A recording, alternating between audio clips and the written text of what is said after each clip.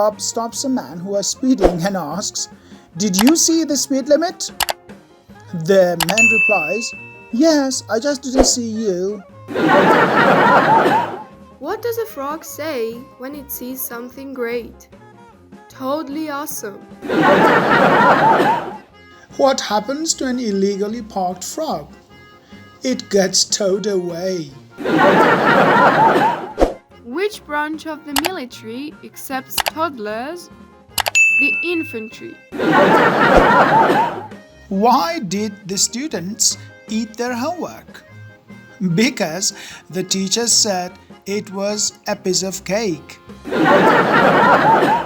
Three guys were fishing in a lake one day when an angel appeared in the boat. When the three astonished men had settled down enough to speak, the first guy asked the angel humbly, "I've suffered from back pain ever since I was in the Vietnam War. Could you help me?" "Of course," the angel said.